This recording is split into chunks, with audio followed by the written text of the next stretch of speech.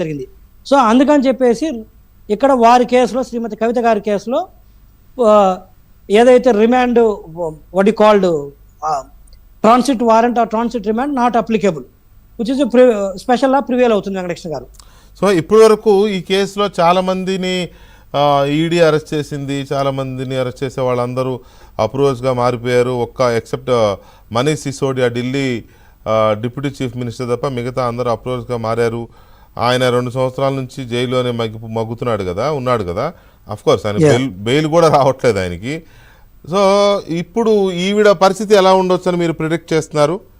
ఎందుకంటే ఈవిడతో సేల్ అయిన వాళ్ళు లేకపోతే ఈవిడ కోసం పనిచేసిన వాళ్ళు అప్రూవర్స్గా మారారు అని చెప్తున్నారు. మారిన వాళ్ళు కన్ఫెషన్ స్టేట్మెంట్స్ అలాగే ఇస్తున్నారు కదా.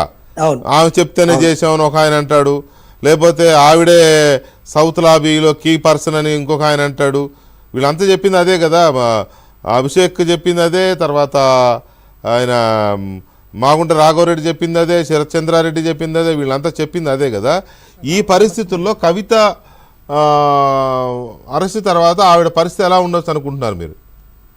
వెంకటకృష్ణ గారు, ఇక్కడ కవిత గారి కేసు మళ్ళీ ఇందా చెప్పాను, ఇది స్పెషల్ పిఎంఎల్ఏ. అవును, ఇక్కడ బెయిల్ విషయంలో కూడా మళ్ళీ అగైన్ సిఆర్పిసి కాకుండా పిఎంఎల్ఏ చట్టం అప్లికేబుల్ అవుతుంది. అవును. సో పిఎంఎల్ఏ చట్టం అప్లికేబుల్ అయినప్పుడు ఆ చట్టంలో ఏంటంటే గ్రౌండ్స్ వేరే ఉన్నాయి బెయిల్ ఇవ్వడానికి.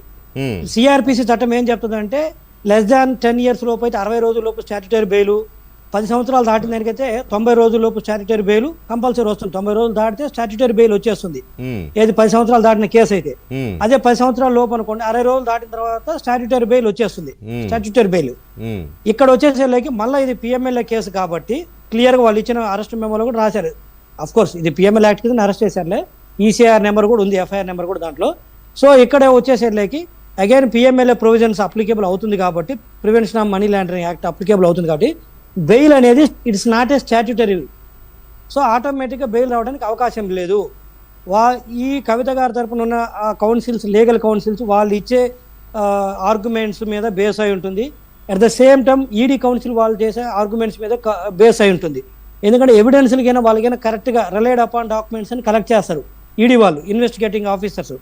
దట్ రిలైడ్ అపాన్ డాక్యుమెంట్స్ కైనా పర్ఫెక్ట్గా ఉండే మాట అయితే బెయిల్ అనేది నాకు తెలిసి ఇట్ ఈస్ వెరీ డిఫికల్ట్ రావటం. అంటే 1 సంవత్సరము 6 నెలల సంవత్సరం లోపు రాదు. ఒకవేళ రిలైడ్ అపాన్ డాక్యుమెంట్స్ కైనా ఈడీ వాళ్ళు కలెక్ట్ చేసిన ఏదైతే ఉందో అవి కైనా పర్ఫెక్ట్గా లేకపోయినా వీళ్ళు అవి కైనా ప్రూవ్ చేస్తే సరిగా లేవని త్వరగా రావడానికి అవకాశం ఉంటుంది. తప్పితే రెగ్యులర్ మనకు సిఆర్పిసి కింద కేసులో బెయిల్ వచ్చినట్టయితే దీంట్లో త్వరగా బెయిల్ రావడానికి అవకాశం. వెంకటరెడ్డి ఇక్కడ మనం సిబిఐ